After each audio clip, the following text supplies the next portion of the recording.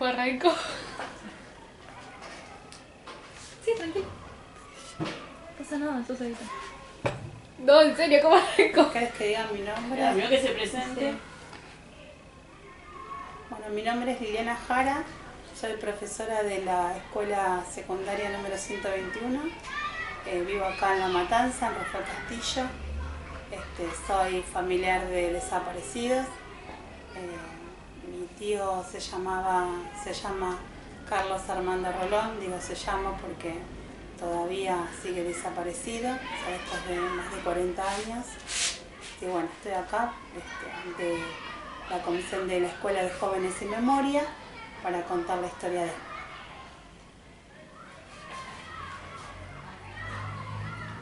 ¿Por qué causas militaba su familia, su tío en este caso? Mi tío era presidente de la Unión de Estudiantes Secundarios de la UES del Chaco, así que era una agrupación arraigada en el peronismo. Después él fue montonero, él peleaba por causas sociales, él no se aguantaba que no hubiera un chico con zapatillas o que no pudiera comer.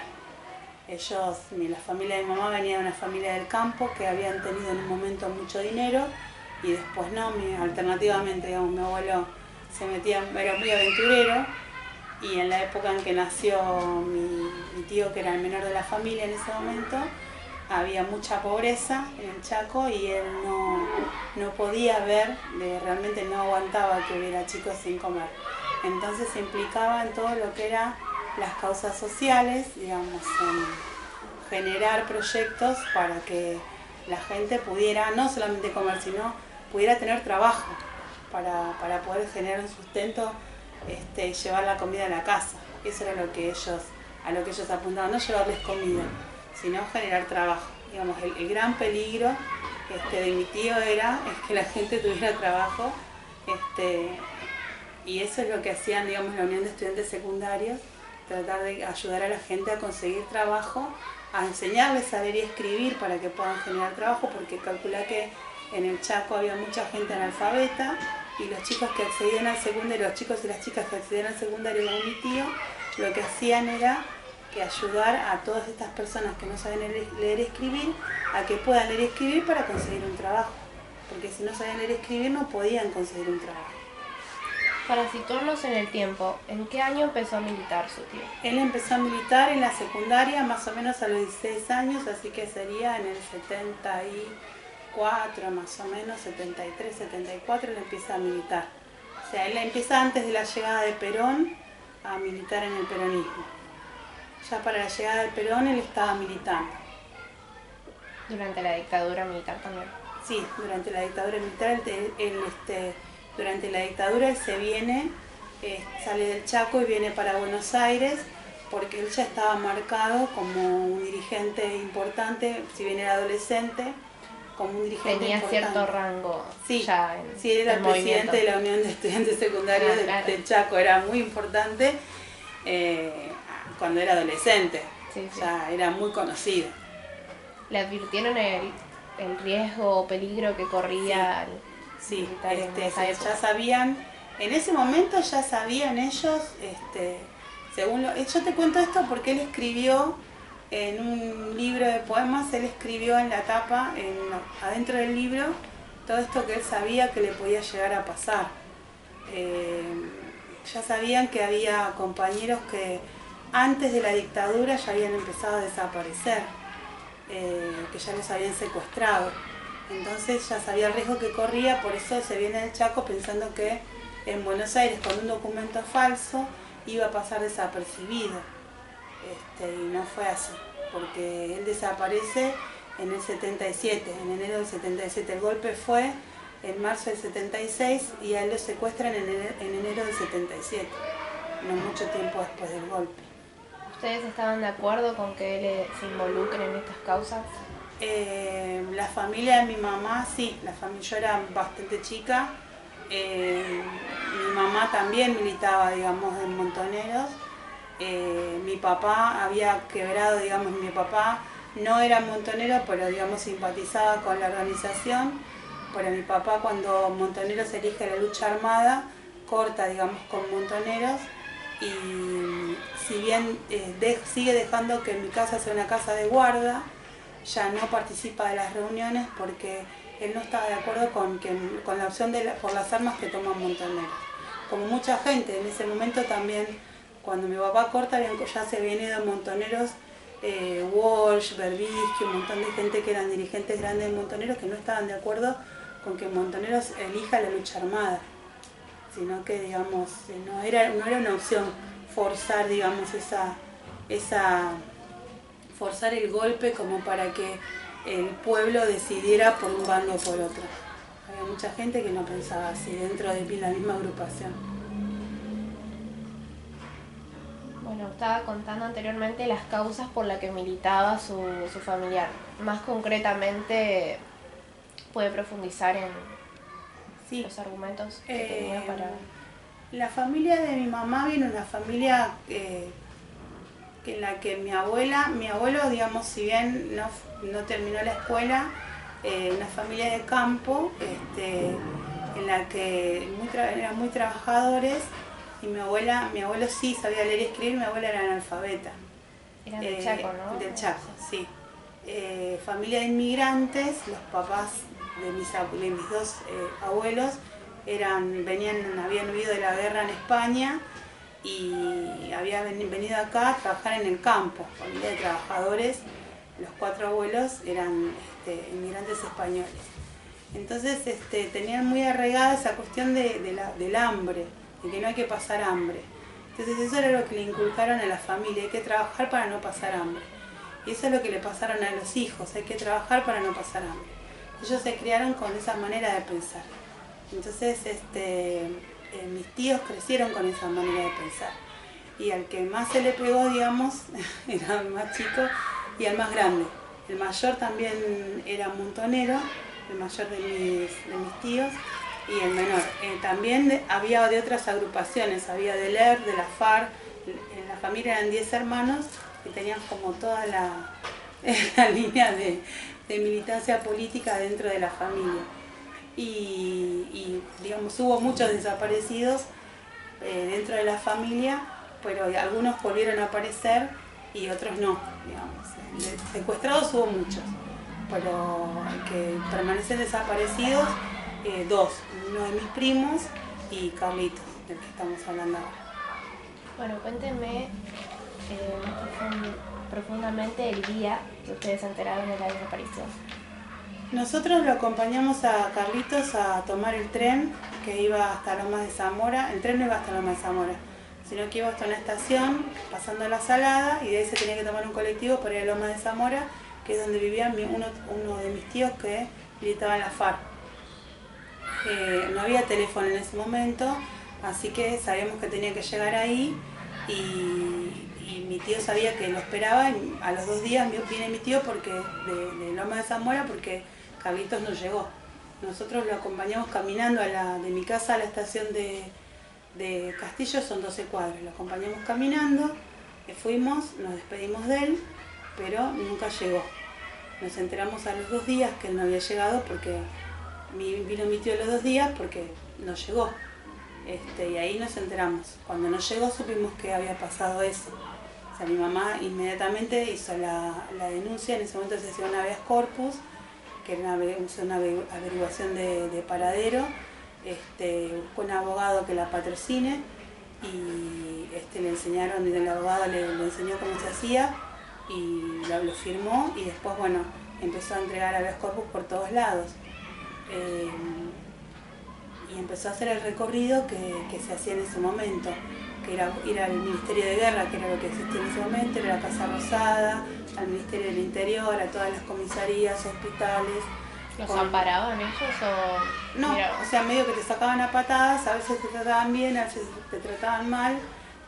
Generalmente te decían que se había ido por ahí, como era joven mi tío, con alguna chica que estaba muerto o que se había ido al exterior.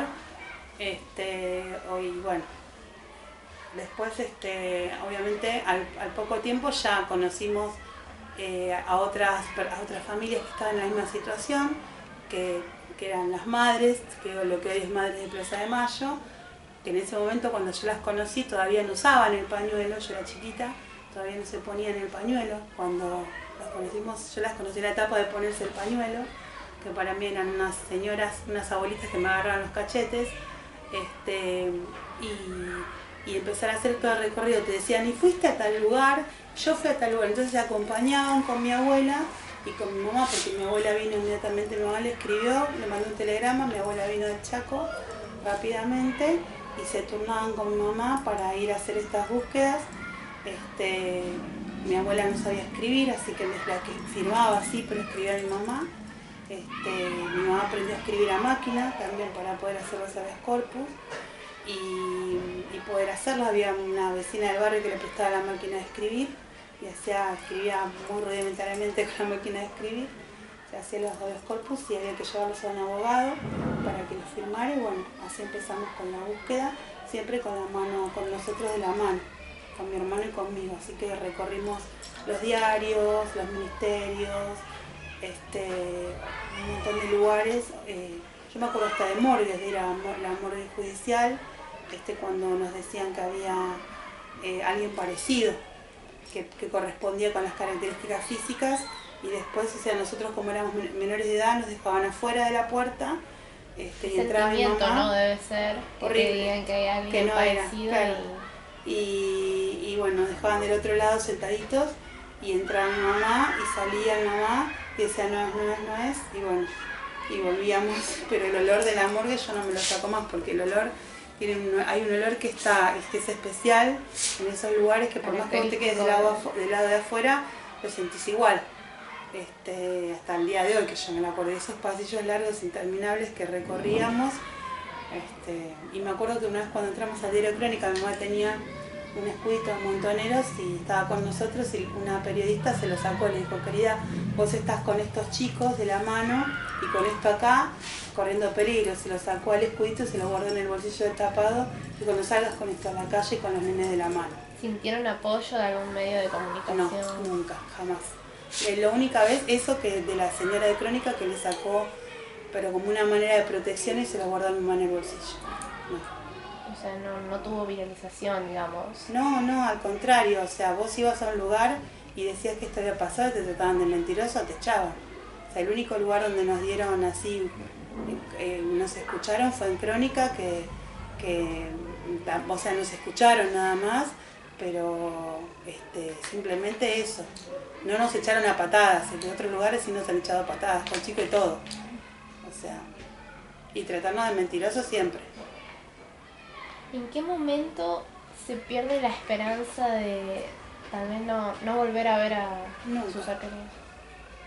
O sea, yo hasta el día de hoy es como yo tengo el sueño. Mira, se murió mi mamá, primero se murió mi abuela, después se murió mi mamá, se murió mi abuelo primero, y yo no pierdo las esperanzas de que un día me llegue el telegrama y digan que están los huesos de mi tía, y de poder enterrarlo y saber dónde están, y al menos decir, bueno, acá están los huesos, y decir, bueno, ya cumplí. Si supiera qué fue lo que pasó y dónde están los restos de su familiar, tendría algún tipo de consuelo, como Sí, usted me decía. Paz. Lo único que espero hoy es un poco de paz, más que nada por mi mamá, que lo buscó toda la vida, y por mi Hasta el abuela. último día de su vida. Sí, siempre. Mira, yo ya era grande y había salido una noticia en el diario de que había un montón de personas sin identificar en el hospital Borda. Entonces yo fui, porque estaban internadas del 70 y pico esas personas, y fui, hablé con el director del hospital, me hicieron un montón de preguntas muy extrañas y me mandaron ¿cómo se llama? Al Departamento Central de Policía, porque supuestamente ellos les habían sacado fotos y se estaban encargando ellos. Yo fui al Departamento Central de Policía y me encontré con una trampa, y estábamos en democracia ya, En el Departamento Central de Policía me empezaron a hacer un interrogatorio muy extraño. Yo me di cuenta, la tercera pregunta, y le empecé a dar datos falsos de mi vida porque me sentí muy intimidada y me fui. Entonces volví a los 2 días muy asustada al hospital Borda, pero no pasé por la dirección. Entré sin pasar por la dirección y fui a la parte donde están los psicólogos. Y hablé con un psicólogo Le dije, yo no quiero ir a la dirección, a mí me pasó esto. Me dijeron, no, vos no tenés que ir a la dirección, vení. Y me llevaron con un supuesto loco, con un interno. Me dijo, él está internado hace mucho tiempo, no está bien de la cabeza, pero él te va a guiar, te va a llevar por todo el hospital, porque él conoce todo el hospital. Y vos dejate guiar por él. Y sí, era verdad, o sea, él te llevaba, no estaba bien, pero te llevaba todo, él conocía todo el hospital y me llevó a recorrer todo para ver si encontraba a alguien parecido, que diera más o menos con la edad, pero no lo encontramos, o sea, no estaba ahí. Y ahí vimos de todo, o sea, la única parte que no pudimos entrar es la parte donde están los presos, porque hay personas que están ahí que nos manda el Servicio Penitenciario Federal, pero bueno, ahí no puedes entrar porque son mandados por él. Y tampoco tenía sentido porque no correspondía ni con la época ni con nadie, son personas identificadas esas. Pero después el resto del hospital sí lo recorrí y aparte no sabíamos si llegábamos a encontrar en qué aspecto iba a tener, porque imagínate que en esa época habían pasado, no sé, 25 o 30 años, ¿cómo sería? Claro, tal vez irreconocible. Irreconocible, o sea, no sabíamos con qué nos íbamos a encontrar. Totalmente. Sí.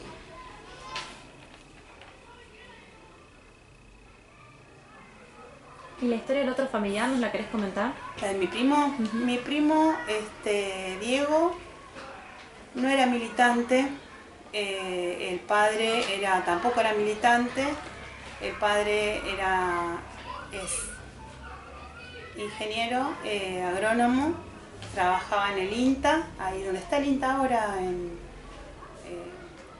por Vergara, en Ituzaingó.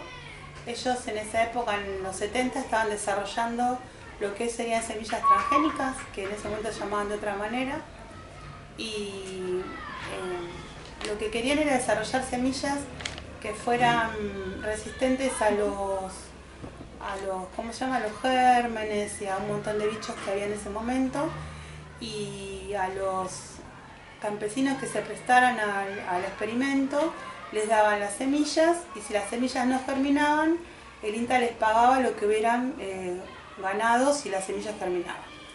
O sea, le pagaban la cosecha. Si cosechaban bien y si no cosechaban no perdían plata, ese era el trato. Las empresas de Estados Unidos no querían que ese experimento se realizara en Argentina porque eso también se estaba haciendo en Estados Unidos en ese momento, y si Estados Unidos lo desarrollaba y Argentina también, ellos iban a perder plata porque no le iban a poder vender a los países de América. Entonces prohíben, antes del 76 se prohíbe ese experimento y en Argentina desoyen la prohibición. Cuando llega el golpe, interviene en el INTA, el interventor es el padre de Máxima Zorreguieta, es un civil, y él entrega el nombre de todos los científicos que estaban trabajando, la lista de científicos que estaban trabajando en ese proyecto, en las que estaba el marido de mi tía, o sea, mi tío por parte de mi tía, ¿no? El papá de mi primo, les entrega la lista y a todos los científicos los secuestran. Así no, ninguno era militante, de nada. ¿Aparecieron? Desaparecieron todos.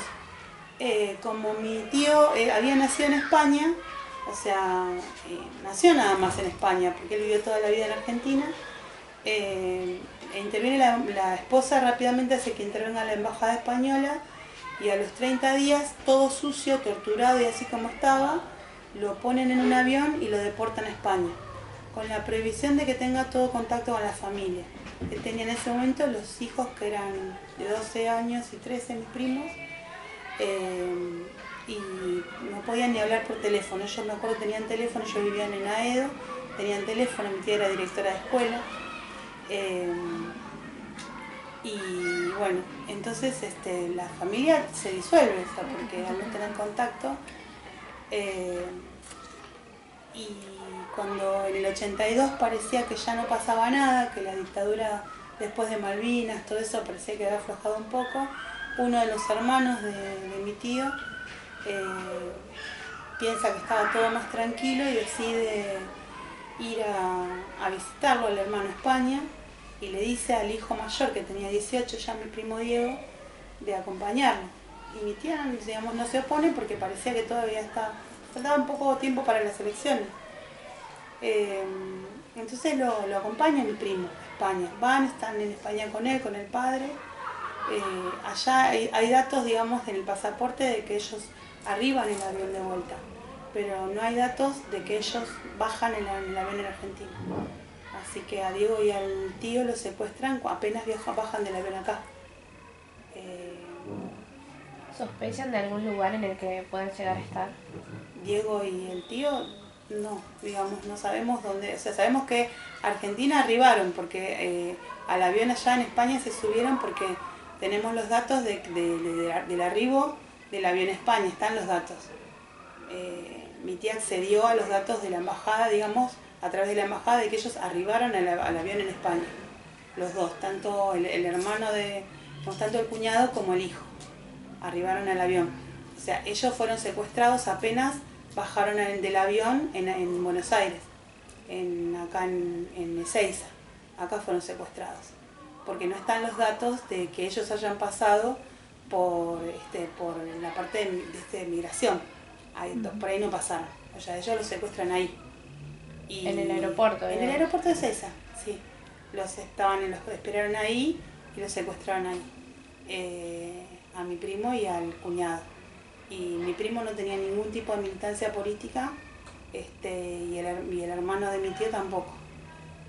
Lo único que pesaba sobre ellos era la prohibición de ir a ver a la familia, digamos, a mi tío, y de tener algún contacto con él en España. Después de que volvió la democracia, mi tío volvió, digamos, no volvió a vivir a Argentina, pero volvió para buscar al hijo.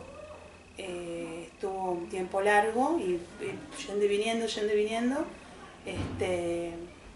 y después, bueno, él se radicó en España, ¿no? Pero cada tanto viene al país porque, bueno, tiene el hijo, hay una causa judicial y todo por el que investiga, digamos, la desaparición de mi primo, pero esa causa, digamos, no llevó a ningún lado. O sea, está el juicio, pero no tenemos ninguna prueba que apunte hacia ningún lugar. No hay ningún dato. Paremos ahora porque va a venir justo el recreo.